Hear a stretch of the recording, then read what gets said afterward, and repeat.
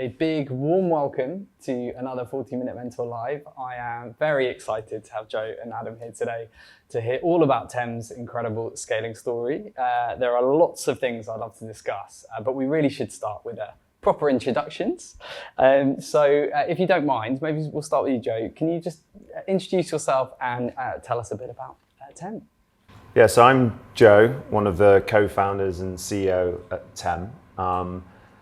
A little bit about my role, really. It's kind of unchanged since the beginning, right? I'm there to look after the product strategy, to make sure we're making the right bets, to ensure that the kind of meta problem solving of all the smart people I have who can't solve those problems kind of arrive at my doorstep, and then evangelize that mission, storytell, and make sure we have enough money in the bank to build a generational company. So just a few things, really. Yeah, it sounds like a small job. Actually, a little bit about what I did before as well. I've actually been in the energy space for about 15 years.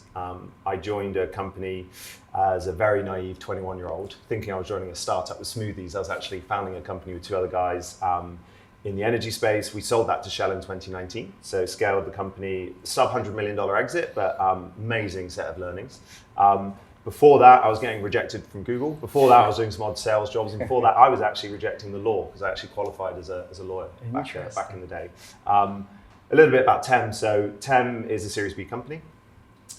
We are building the kind of AI native infrastructure for electricity transactions. What that actually means is that we do price discovery and we move money way more efficiently between the users of a system, right? People who need to pay for the energy they use and the people that need to get paid for the energy they generate. And we use quite a complex machine learning and reinforcement learning infrastructure, combined with an agentic kind of operating system that just strips out the entire intermediary and labor cost of running an energy company, and ultimately puts more money back into the pockets of our users, right? So a school is saving $75,000 a year, and they can have another teacher again, and a rugby club might solve their problem of 14,000 extra costs that they shouldn't be paying, all the way through to data centers we work with that are saving over like $2 million a year through our transaction infrastructure on their energy costs. Incredible. And I always have huge respect for anyone that's been a founder before and then wants to go again. So we'll probably get into that.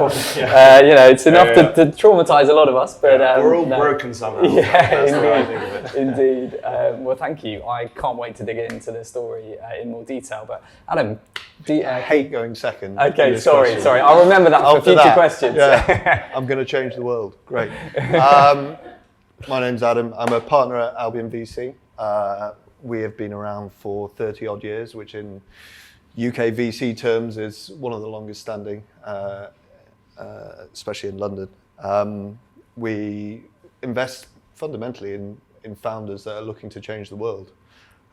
Everything from pre-seed through to Series A, and generalist. We've got clusters in fintech and cyber and big data and AI. And I, from my sins, have done quite a bit in the energy space. And that's because I've been at Albion for getting on for 13 years now. And back then we actually didn't just do tech. We didn't just do B2B tech.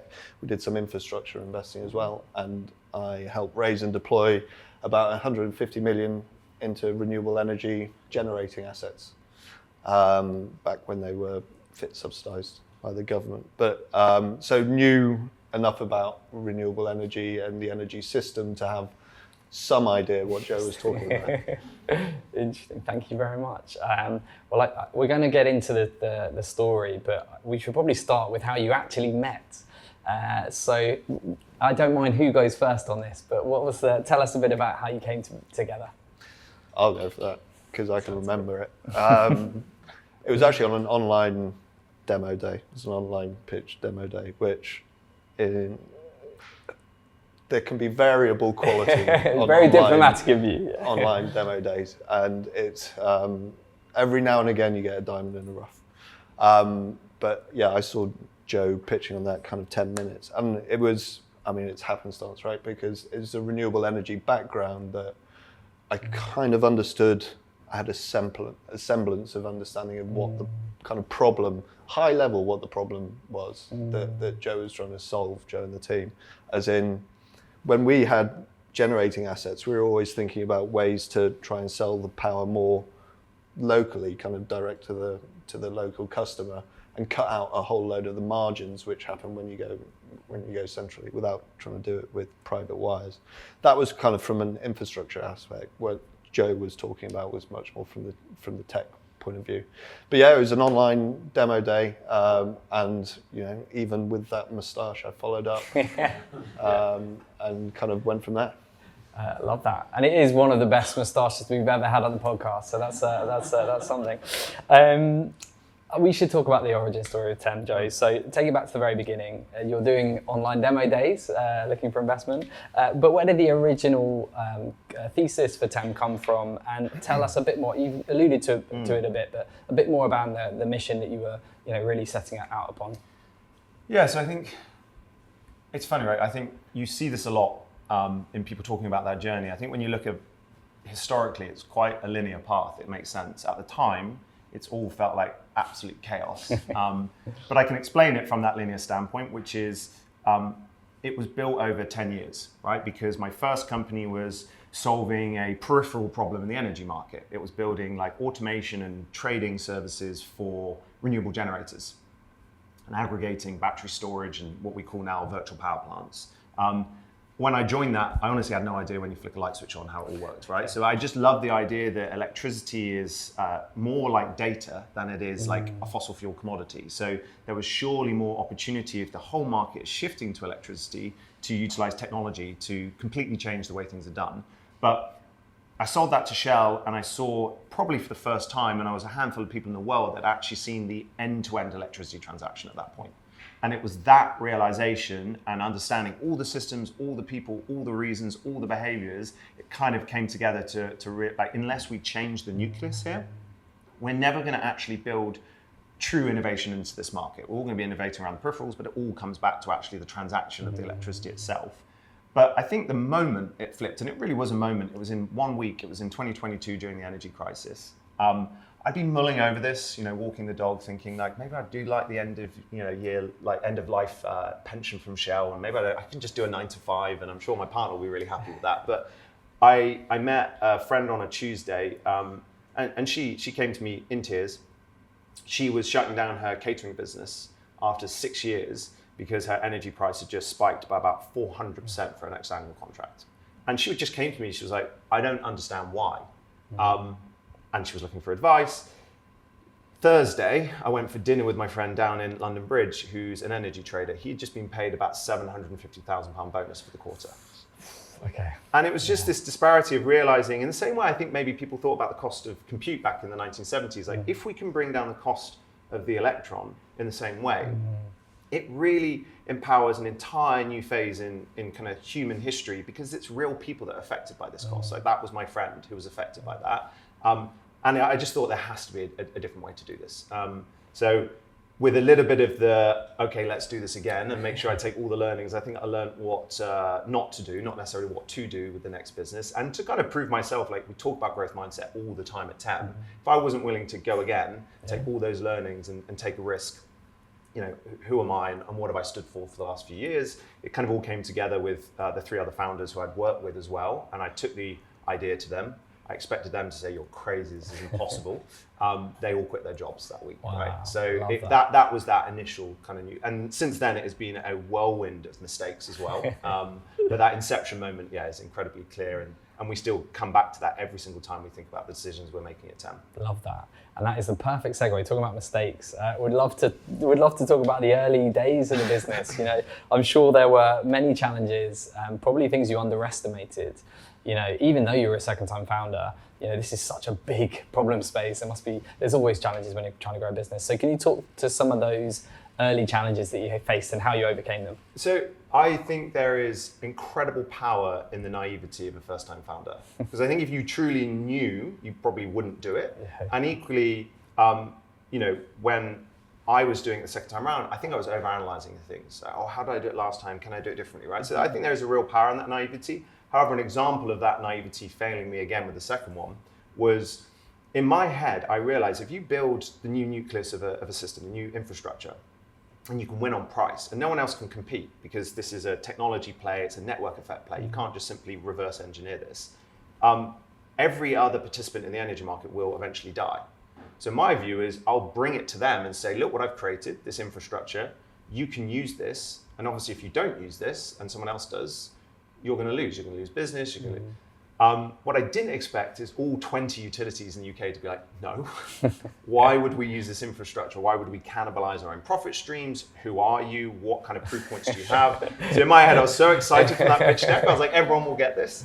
And I didn't realize that actually what it ended up meaning is, and this was quite close to the funding round, we were like, we couldn't get started. We couldn't get liquidity into the infrastructure. So it ended up meaning that we built our own utility. And we had to basically build a utility in about 8 weeks to get our first few customers in. And then actually Red, which is the product you'll see in the market from us, that is the kind of first UK neo utility that is built on top of our infrastructure. And that has become our stalking horse in the market. And long story short, 3 years later, everyone's coming back to us saying, oh, okay, that thing you sold us, can we have it now, please? Yeah, I love that. That must be very validating, and great. It shows how far you've come. It's real. I think it's one of the things we really try to focus on in the podcast is just, regardless of the success of the founder and the story of where they are today, it's always good to reflect. There are those moments of the, oh God, and that's a perfect one for any founder that's going to listen and watch this. Adam, you clearly saw immense potential in Joe from very early on. Yes, the genius, the mustache, you know. Yeah. But there are clearly the team, the idea, the concept, you were hooked. So what made it such a great opportunity when you saw that pitch? I think there's an element of many stars aligning, many tailwinds that go with it. I mean, the energy market is, if you're looking to build big global businesses or you're looking to invest in them, you're looking for, like, the energy market is a market of true global scale that rivals pretty much every other market. So market size is there. You always have to ask yourself with that kind of market, the why now question, because it's been pretty stuck in its ways for 50, 60 years. It's like, why now? Why is this market kind of on the cusp of shifting? And you had the energy transition going on and a complete 180 shift of the supply model. You had a whole load of tech advancements pretty much in the 2 or 3 years before you, which kind of enabled what was going to happen. So there was, and then you started having the energy crisis where prices were just going through, and all of a sudden this stable line in the P&L was killing businesses left, right, and centre. So people were actually much more willing to say, right, we're not just going to go with the status quo. We need to find something else, otherwise it's kind of, or we die. So there's all those kind of tailwinds that makes it exciting. But fundamentally, at that early stage, it's down to the team. It always is. Yeah. It's the vast majority of the decision is down to the team. And it's not just Joe, but there's Jay Spartek and Ross as well. And 4 founders can be problematic. It's actually probably more often problematic than not. But each one of them brought a very specific skill set to the table, which turns out being handpicked for that reason. But they'd also worked together for kind of a decade.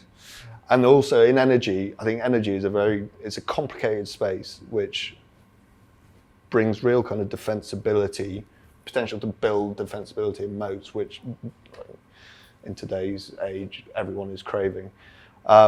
But you really need to know what you're doing.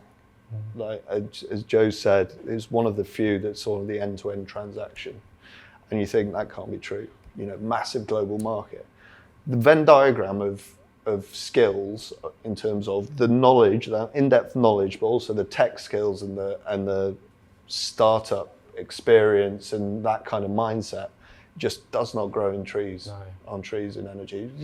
You're getting it more and more, but it's a rare combo.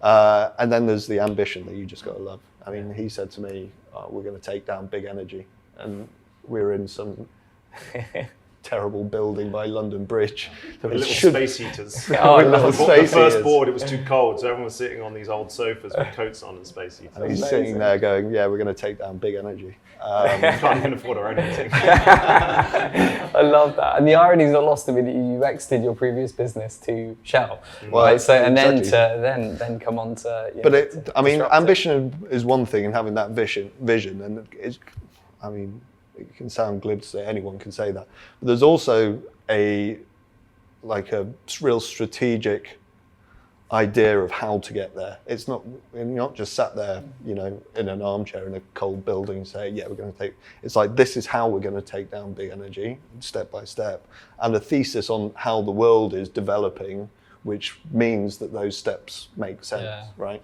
And that clarity must have given you a lot of confidence and conviction. Well, I was pretty cold, but other than that, yeah. And you've seen these amazing milestones. I'd love to hear what as an investor, what your kind of favourite, the bits that stand out to you of the journey so far, and particularly how Joe and the team have evolved as leaders in that time frame. Moving out of that office was a good one. A necessity. I think when the platform and you know Rossa and the whole things really started to rip, the first year, and I think it probably took you guys longer to build than you thought post funding round, by a good 6 to 8 months.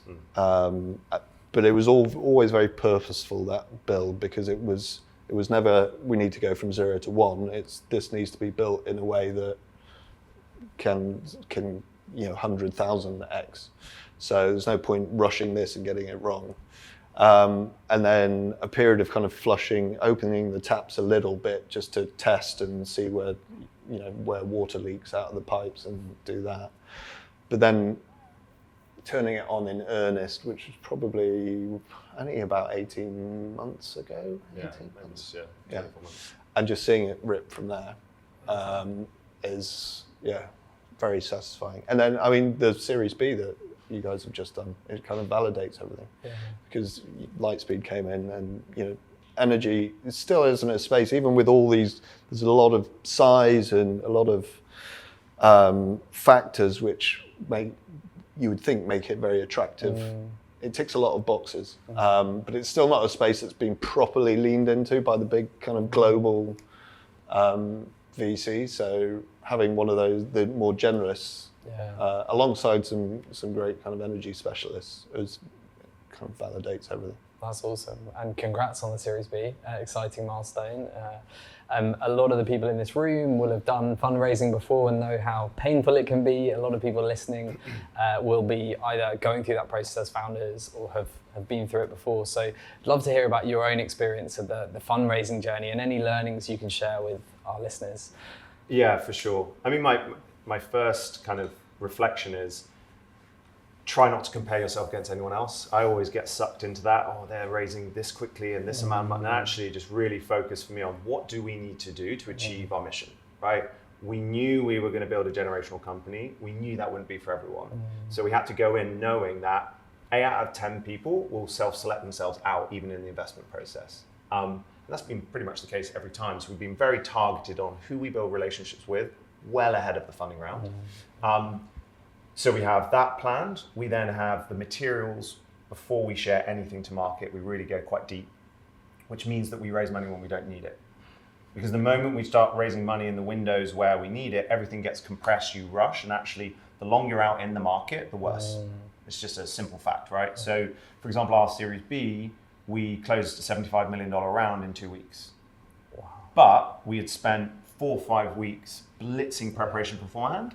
And I'd been speaking to Paul from Lightspeed for 9 months before that. Okay. Part of the, I think, philosophy that enables this is this idea that we had as founders, which, especially if you're trying to build an insanely ambitious company, don't be greedy. So raising money when you don't need it might mean that you're giving up a little bit on the valuation. Valuation means nothing until exit. I've learned that very firsthand. So it's just a necessary means to protect investors, make sure they're obviously not getting diluted, and my team, obviously, they're not getting diluted too much. But it's just a stepping stone to get there. So finding the right partner, doing all the prep, and then coming out incredibly efficiently in a very clearly timed process has worked well for us, and hopefully will continue to work well for us from this point onwards. Indeed. It's easier though now to see it with the traction, right? when you look at Adam, he was making a bet where everyone else said no, rightfully so, because I couldn't explain it very well. And I was getting way too geeky about it. Whereas now we can be like, okay, 0 to nearly $1 billion in gross revenue for the transaction platform in 24 months. Like that growth story, 6th or 7th fastest growing company in Europe. These things then just help tick the boxes, but it will still come down to the nuance and the explanation of risk and defensibility and why Claude won't just take you out the market. All of these things, do matter, and being prepared really, really helps. Yeah, definitely. Adam, when you look at particularly impact-driven founders like Joe, what do you look for to distinguish between kind of true conviction for the space and just like a good pitch, narrative, a great presenter, and how do you sort of test for that to sort of work out who's worth the risk? I think a lot of it comes down to really knowing the value proposition or really knowing the pain point, and not just kind of having scanned the horizon and gone, oh, that looks interesting. I think people that have really almost lived the pain that they're trying to solve, lived the problem. Like I said, these guys had been in energy for 10 to 15 years, so it was day in, day out, kind of really understanding. That also helps because I know Joe's not going to sell for 100 million because the problem won't have been solved. So that it would keep him up at night, right? He'd have nicer sheets, but he'd be lying there going, I haven't solved the problem. Yeah. Like the underlying motivation, which I think you said before, in your case, is that injustice that you were talking about, the friend going out of business versus that kind of injustice hadn't been solved. So it's really understanding the motivation. And I think, well, for impact driven especially, I've done a fair amount in the kind of climate space, energy space. I think it's very important for me. I always look at things that are at the intersection of economic and, say, environmental impact, right? If you're not having the economic impact, as much as you would like to think that it shouldn't matter, that's not how the world works. Yeah. You need to have an economic impact to scale, to get to a scale that any other kind of impact actually moves the needle. So, I mean, these guys, yes, behind it, there's a lot of renewable energy, etc., but they're selling on the basis of cheaper power, right? 30% cheaper power, up to 30% cheaper power. That's why you scale quickly, right? Because at the end of the day, the P&L impact, it's why people go out of business. Totally, yeah. Thanks for sharing it. And that combination of purpose and profit is clearly compelling from an investor standpoint, but also from a talent perspective. We see it every day. When we talk to execs who are often very good, very happy in their roles, the things they will consider are purpose-driven businesses where they can get behind the mission. And this is one, I'd imagine everyone coming through the door, the applications you'll get, hopefully a few more after this podcast, will validate that. I know you, Joe, are very, very passionate about building a really strong people function. It's really important to you, which we here at Amplify Group are really super excited to hear that. Can you share a bit about why it's so important to you and what that actually looks like in a TEM context? Yeah. I think it really boils down for me for two reasons. One, actually just sharing an experience is with our first company, we had a great culture. We were an in-office, small team. We didn't invest in our culture and our structure, and we didn't sort of innovate on what we needed to be as a company. And then by the time we got to about 130, 140 people, just the wheels started falling off. And what we learned was, you can't put those back on. Once your culture starts getting eroded and you move to like 60% developer churn because there's friction in the company and we're still all in the same office. So I realized that for me, if I can build a remote first company that allows me to get diversity of talent at an extreme level, which is going to be necessary for us to solve the problem, it doesn't actually matter if I'm in person or not. It matters about having the right people and the right structures to support them. So I knew I had to be very, very intentional about culture and what I call like company market fit. So almost the moment after we found product market fit, I have spent, I'd say 70% of my time on company market fit. That is thinking about culture, organizational structure. We call it our heartbeat, like our execution process, our empowerment, our progression. I got that very wrong. I've tried different things. Sometimes I've tried to reinvent the wheel. my general advice would be don't try that. But right now, there is a new world emerging of how to build a new company. And that's probably only become possible in the last 4 months. So I've become very obsessive about ensuring I have other people in the company. And I would say the people team itself is also changing. It's not necessarily just your traditional people team in HR and processes now. It's about finding people who can understand how to embed and embody and protect the culture, think about the operational efficiency, build your intelligence layers, like work on standardized processes for how you hire great talent, how you bring people into a tribe. That takes a lot of effort. My first hire was a head of people, right? Yeah, really? Wow. Above everyone else. Love. And I think that's paid out really well for us. The second point, and I said this, we were at TemFest recently. We do twice a year, we fly everyone out for a very intense 3-4 days together to spend in person, because you can't replicate that remotely. If you don't enjoy the journey, it's not worth it. I don't care what you index on, what you think your outcome's going to be, and I've lived this. I don't think any founder's that happy when they sell their company. And I have not yet met someone who is. Yeah. So I've learned that the journey is important. For me, the journey is about who you share it with. Yeah. And so you have to have the right people. Those people have to annoy you. They have to inspire you. You want to get up and fight for them every day. And that is the culture of a company. Defining that equally to say what you're not is important, because a culture that's not suitable for everyone is a unique culture, and that's a good thing, right? And so it self-selects also the kind of people you can bring in and the people that stay, and the kind of leaders then you can develop at an organizational level. Yeah, I love that. So if you were designing your org from scratch today in this new world that's emerging, what would you build differently, and what does the company stack look like in 2026? Yeah, my goodness, I spent a lot of time on this. Look, I will regurgitate things I've learned from the market, right? This is not, and I think the learning from me as a founder is sitting in a room by yourself and thinking you're a genius is not a good idea, because we're not, and ideas are quite cheap. So I've been extracting things. I think Jack from Block had done some great thinking on this, and you've seen Tom from Monzo has gone on to YC, think about company structures, and there's a lot out there at the moment. The way we see it, if I was building from scratch, which is now what we have done today, there does not need to be more than 3 degrees of separation between the founding team, or your we call it our Elron, because we're Lord of the Ring geeks, like your board, and then your ICs. Because we have traditionally, for hundreds of years, built things around information flow structures, and that's why you needed management, like to take information and decentralize it to your teams. And so you had to create hierarchies. And I think now with the AI tools and LLMs, what you're able to do is remove the need for that hierarchical information flow, and you can create an intelligence layer at your company. So what I would do is I'd obsess about where is all your documentation, where is all of your recordings, where is all of this intelligence layer that's built around databases that are secure, that have good access rights, that allows anyone in the company to prompt for an answer, rather than wait to hear that flow up and down. Creates a much flatter company, but also creates a company that can still move at amazing pace, because with access to that information, you can create lots and lots of owners who can just autonomously work and execute and move very fast. And I think it also then really challenges the model of managers, right? Where, at our space, the entire structure of the company is set on outcome ownership, not team size. Yeah, I love that. And so I think if you combine that kind of structure, you're going to get amazingly smart people who can move incredibly fast, either with agents or with teams. And we can stay very close to the problem. And you can bring everyone closer to that problem, which I think really helps in terms of both motivation, understanding, and speed of execution.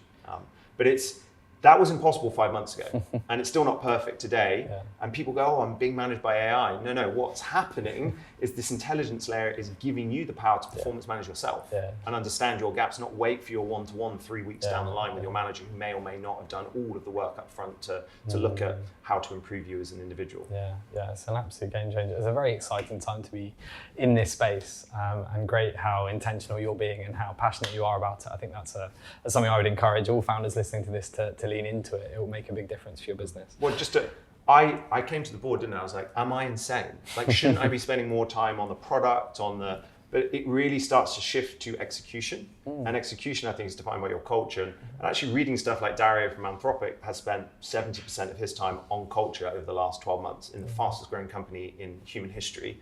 I think I can take a lot of okay, maybe I am doing the right thing, and I'm not insane. No, I love that. We know firsthand as headhunters how hard hiring is. I'd love to ask you, Adam, first, and then we'll come on to Thames' experience of this. Like, what would you say are the most common mistakes you're seeing founders make across your portfolio, across your network, when it comes to hiring? Not across our portfolio, because all our founders are perfect. Yes, indeed. But I guess, I mean, the top one just forever has been trying to hire too fast, right? And it's not necessarily just trying to hire too fast that's the problem. It's the quality bar. And it's making sure that you maintain a really, really high quality bar. That's something Joe is good at, but also can struggle with, as in the bar is so high. Too high. Yeah. Well, not too high, but it then becomes very difficult to hire a lot of people very quickly, because you can't do both. You can't hire loads of people quickly and stick to the same quality bar. And I would always, it's obviously always a balance, but I would always gun for keeping the quality over trying to get too many people through the door. Because if you get a load of people through the door that aren't that good, then you have to churn, then you have to rehire them, and it just ends up taking longer and being more of a drag on you than. Yeah, definitely. And mediocrity spreads, and when you get exceptional talent, they are talent magnets, right? And so it's a real signal to the market when when that bar is super high, and is amazing for candidates to get through that sort of process, and they're surrounded by incredible people. So when you do find amazing people, get them on board, and this is the VC saying go and spend all your money. I wouldn't be too sensitive to price if they're that good, right? There is an old adage that if you pay peanuts, you get monkeys. Music to a headhunter's ears there. Thank you very much. Appreciate that. Joe, what type of talent are you looking to attract? And can you tell us, our audience, any little tips, tricks, things that are helping you attract these world-class operators? Yeah, so we optimize every single person at TEM for outcome ownership. I don't look at inputs or outputs. I tend to not look at logos either of what they've done. I look at what have they owned and what level of ownership, and how can they autonomously execute on achieving the outcomes that they want to have. So it requires people who are comfortable in ambiguity. It requires people who really love to own a problem.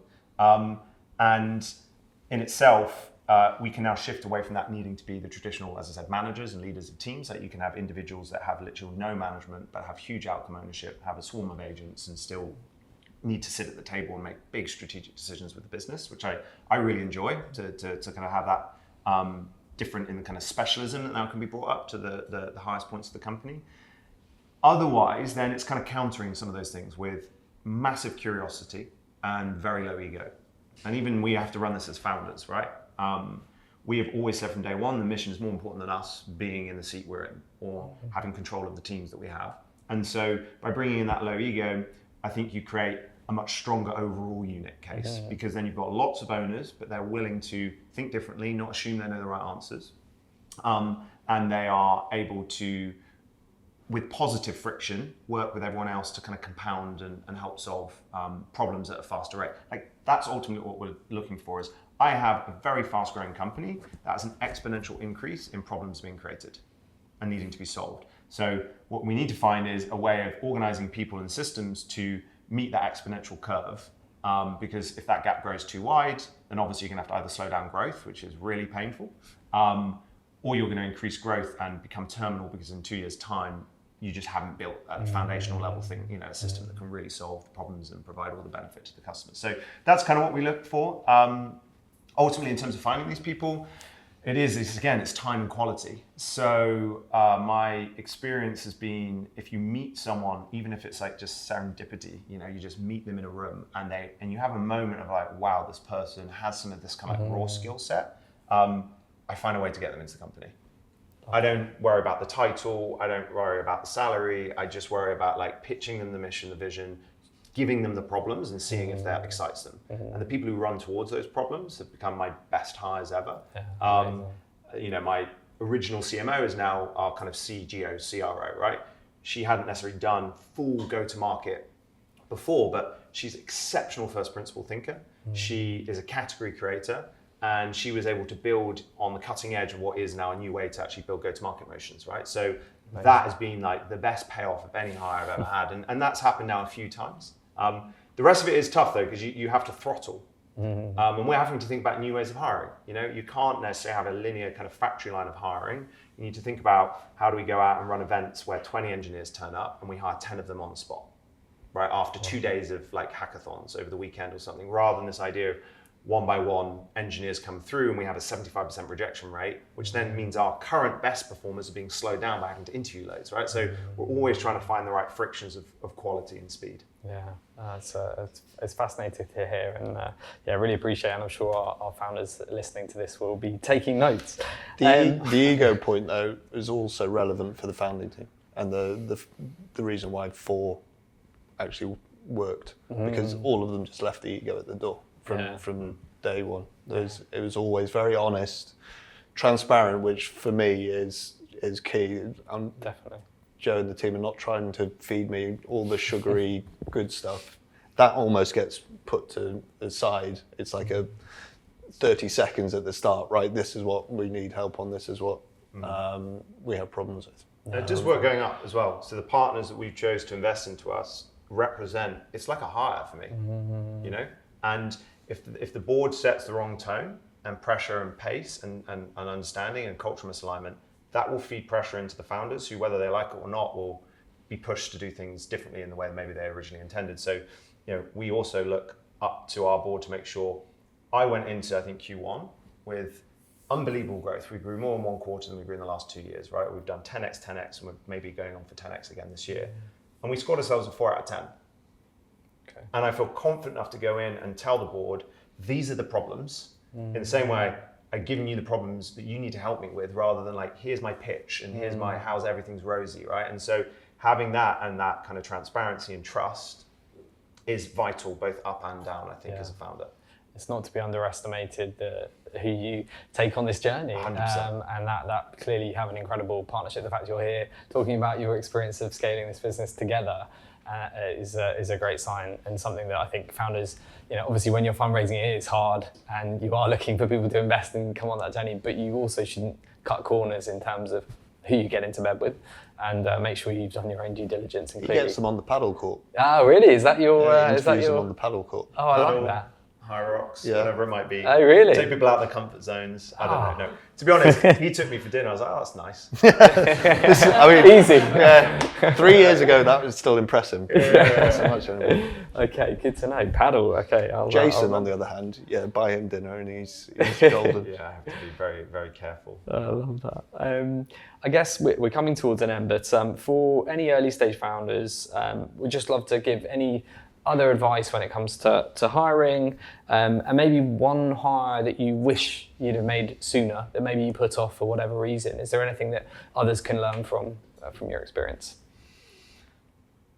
Yeah, I think general advice would be, don't listen to advice, listen to shared experience. Like, listen for the other experiences that other founder or advisor or investor might have actually had to make it relevant what they're telling you. Because I think I spent too long listening to advice and trying to reflect that back and missing out that they were doing something completely different to me and had a different vision, a different outcome. And so that's just generally off the table. Look for those shared experiences. I think the 2 areas on hiring, certainly the role I wish I'd hired earlier, was now thinking about the individual that can build this intelligence layer in a business, because it's technical, it's operational, it's data, and then it's layered on with a hell of a lot of empathy about how you build your kind of coaching and performance structures, right? So your people partners of the past, or your heads of people, your HR, they might have the idea of like how to do a performance-based culture, but they have no idea how to translate that into like a talent-based kind of AI system for this kind of modern stack company. So I think finding those people, there isn't a name for them yet. Right. And so it might be the chief of staff getting that earlier than you wanted, or it might be the founder associate, or it might be the in-house engineer who just loves the idea of building like coaches for the staff. I really wish I'd invested in that earlier, because documentation and process and data, trying to unwind that and bring that up slows you down so much. Whereas if you get it right from day one, it's massively, massively helpful. And then I think it's recognizing when you're going to have the really tough hires. I don't know if there's another way around this, but I reckon there's less than 20 CFOs in the entire world who are right for our company. And you can't expect them to find them in a month. No.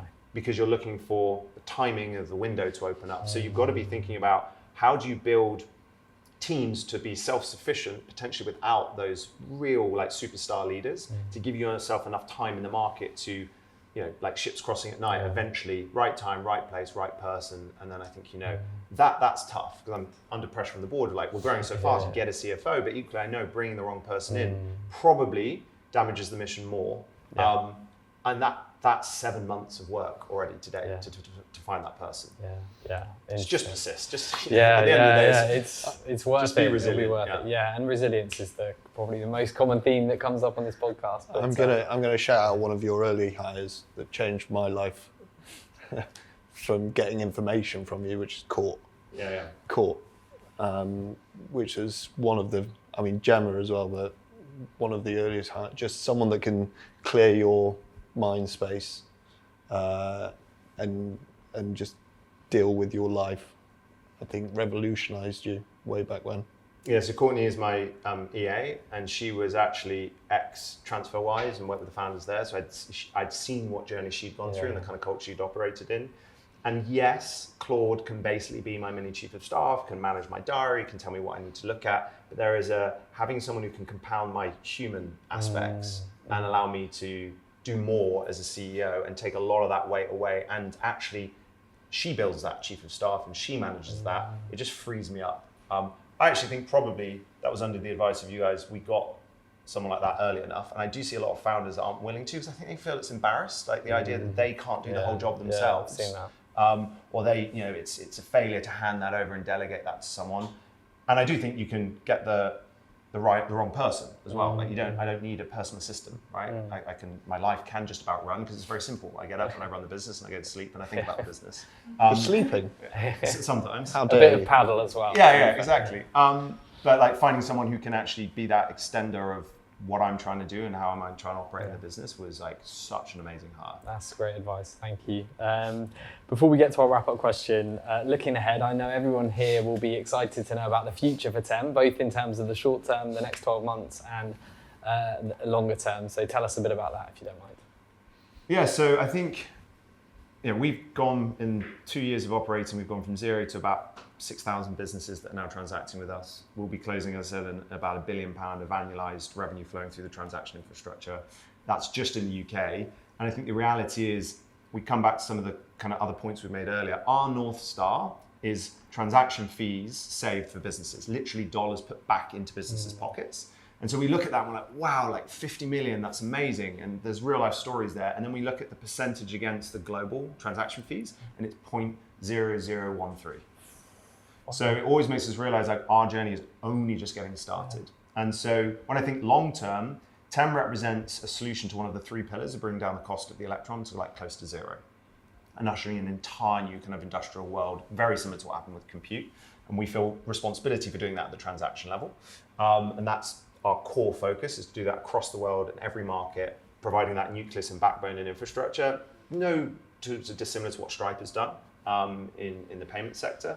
In the short term, it's just prioritization. Like, we're getting pulled everywhere. We've got internationalization, we've got companies coming to us wanting third-party access.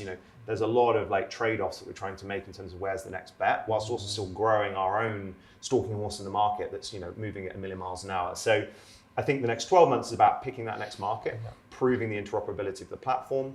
And in reality, our mission is to bring well over 100 new utilities to market in a market that's had no more than 30 in 30 years. Wow. And that for me is that step change of like, wow, there's a different way now to serve businesses and usher in a kind of a new ecosystem into the UK market and then hopefully a couple other markets around the world. Love that. Very excited for you. What is one final piece of advice you'd like to leave founders listening and watching today? For whether it's career, life advice, we'll come to you first, Adam. I think really understand your value proposition and who it's valuable to. Really understand the customer and what you're delivering. And then fundamentally, it's just execute. Just execute. I mean, more and more moats, right, get eroded very quickly. Technical moats and defensibility. A lot of it just all roads lead back to the founders and their ability to execute and stay ahead. Love that. Thank you very much, Joe. Yeah, part of me wants to just say everyone looks better than they are. And like whatever you think you're suffering with, or your business isn't growing fast enough, or like that comparison, I think is really dangerous. I think if you just truly believe passionately about solving that problem, that's all that really matters. And some businesses compound a lot slower and become huge. Some businesses go very fast and then blow up. So I think to stop comparing myself was probably to everyone else, and even getting off the LinkedIn and Twitter threads and just being like, no, focus on what matters to me. And then I think kind of what links that is the why. Like really don't hesitate to keep going, why am I doing what I'm doing? And having that with your co-founders or with your business and even over your strategy is so important. That aligning on the reasoning on the why, I think then really empowers you to make the right decisions moving forwards. Everyone seems to focus on the how, like how are we going to do this? And what is the right strategy? But why are you doing it? I think serves an incredibly deep question that as a founder team, we consistently go deeper and deeper on every single kind of quarter about what motivates us and what gets us up in the morning to do the job that we're trying to do. I love that. Two very inspiring answers. Having a strong purpose, focusing, not getting distracted, and having the relentlessness to sort of get through the harder times to achieve your potential, I think is a brilliant place. And sorry, one more thing as well, because I hear it a lot. Be really ambitious. The UK founder ecosystem is built around the idea of success in the UK, which previously was sell your business for 20 million, get a knighthood, and everything was great, right? And that's different if you look at the West Coast. Yeah. They're about changing the world and being fearless on dominating that perspective and being really aggressive in what you believe. And we have the talent in London. That's why people are setting up all of their engineering systems and R&D systems. And the one thing we're missing, I think, is that level of like ambition and fearlessness and you know, whatever failure risk is gone, because they're looking for asymmetric upside. And I hope more founders feel like they can be confident in making those grand statements and utilizing the UK for what it is, which we have unfair advantages in creating generational companies. We've just not done it at the scale yet that I think we're about to. I could not agree more. And don't let perfection kind of just be a barrier. Just get out there and do, because no product or anything that's built, especially a V1, is perfect. And if you keep trying to make it perfect before you actually get it out there, then you won't get anywhere. That is the perfect place to end what has been a brilliant, genuinely inspiring, entertaining conversation. So thank you both so much for being 40 Minute Mentors and sharing your mentorship with us all. No, thank you.